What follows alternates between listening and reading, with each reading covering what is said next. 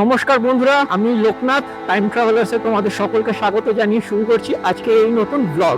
আজকের ব্লগটা না একটু অন্য টপিকে আমি বানাচ্ছি।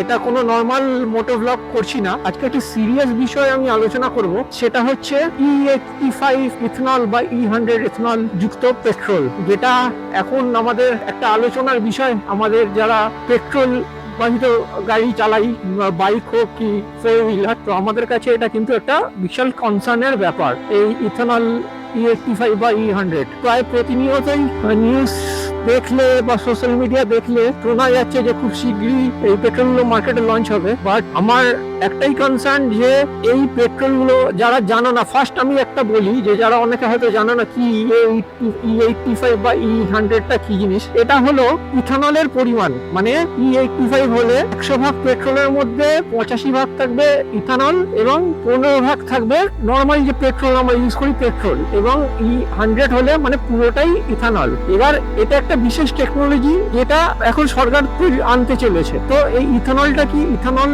যতদূর আমার নলেজ আছে ওটা আখের রস বা কিছু দিয়ে তৈরি হয়। সরকার এটা আনতে চাইছে একটা পরিবেশ বান্ধব জ্বালানি হিসাবে, এবং বৈদেশিক যে আমাদের ক্রুড অয়েল আছে তেলের উপরে আমাদের চাহিদা কমানোর জন্য, কারণ ক্রুড অয়েলের মার্কেটে প্রচুর এখন দাম বেড়ে গেছে, সেই জন্য অল্টারনেটিভ জ্বালানি হিসাবে এটা আনা হচ্ছে E85 এবং E100। বাট আমার কনসার্ন এখানে যেরকম হঠাৎ করে E20 মার্কেটে আনা হলো, এবং তার ফলে যেটা হলো যে আমাদের যারা বাইক, মোস্ট প্রবাবলি E20টা মার্কেটে 2022-23 এসেছিল, তো তার আগের যাদের বাইক মানে যেরকম আমি 2020 সালে কিনেছিলাম, তো আমাদের যে প্রবলেমটা হচ্ছে আমাদের মাইলেজ কমেছে E20 ইউজ করার পরে, কারণ তাতে 20% ইথানল থাকে এবং বাদবাকি 80% পেট্রোল। আমাদের গাড়ির মাইলেজ কমেছে, কার্বন জমছে থ্রটল বডিতে এবং বিভিন্ন জায়গায় কার্বন জমছে, ফলে গাড়ির পারফরমেন্স নষ্ট হচ্ছে, গাড়ির স্পিড কমছে, মানে এটাকে বলে টানটা কমছে। মেনে নিতে হয়েছে, হঠাৎ করে পুরো পেট্রোলটাই এখন E20 পেট্রোল করে দেওয়া হয়েছে, ফলে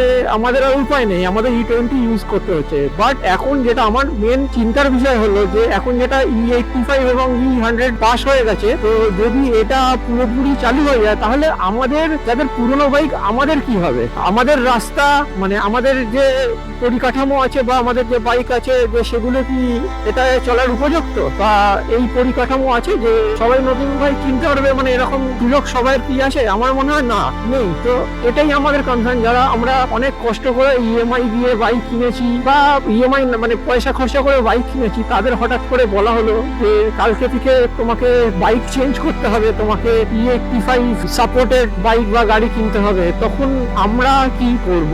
এটাই হচ্ছে আমার মেন কনসার্ন। গভর্নমেন্ট একটা নিয়ম এনেছে এবং সেই নিয়মটা নিশ্চয়ই ভবিষ্যতের দিকে তাকিয়ে এনেছে, কিন্তু ভবিষ্যতের দিকে তাকিয়ে একটা নিয়ম আনতে গেলে বর্তমানটাকে বা বর্তমানে যারা এই গাড়িগুলো চালাচ্ছে সেই মালিকদের কথাটা ভুলে গেলে কি করে চলবে, তাই না? মানে এটা হতে পারে যদি হয় পেট্রোলটা E20 পেট্রোল থাকছে, তার সাথে আমরা E85 বা E100 পেট্রোলও ইন্ট্রোডিউস করছি আস্তে আস্তে। যখন গাড়ি যেগুলো বেরোচ্ছে সেগুলো এই সাপোর্টেডই হবে, এবং পুরোনো বাইক পুরোনো পেট্রোল থাকবে, মার্কেটে অ্যাভেলেবেল থাকবে, ওরা ইউজ করতে পারবে। এবার ওদের গাড়ি মানে আমাদের গাড়ি যখন এর ফিটনেস সার্টিফিকেট বা রেজিস্ট্রেশন শেষ হয়ে যাবে তখন আমাদেরও নতুন গাড়ি কিনতে হবে। সেটা হলে একটা কথা মানা যায়, কিন্তু সেটা যদি না হয়ে হঠাৎ রাতারাতি E20 পেট্রোলের মতন যদি সব করে E85 বা E100 হয়ে যায়, এটা কিন্তু ভাবাচ্ছে আমাদের। আর এর উত্তর আমাদের মতন সাধারণ মানুষের কাছে, হ্যাঁ, সাধারণ বাইকারদের কাছে বা সাধারণ গাড়ি চালকদের কাছে কিন্তু নেই, যে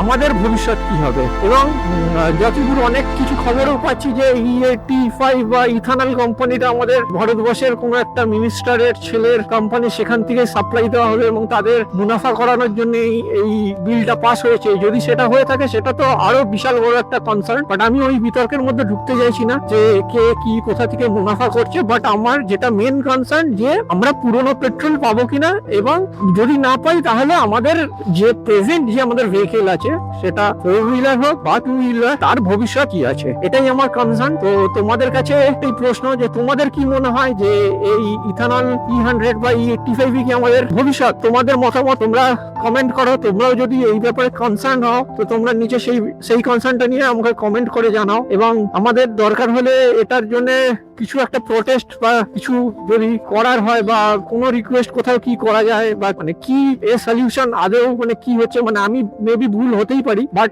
যেটা আমি ভাবছি হয়তো সেটা হবে না, সেটাও যদি হয় সেটাও জানাতে পারো। তো তোমাদের কমেন্টের অপেক্ষায় থাকবো। আর আজকের মতন ব্লগটা আমি এখানেই শেষ করলাম, আবার আসবো কোনো টপিক নিয়ে, কোনো রাইড নিয়ে। তো আজকের মতন টাটা, সাবধানে রাইড করো, সাবধানে থেকো, গুড বাই।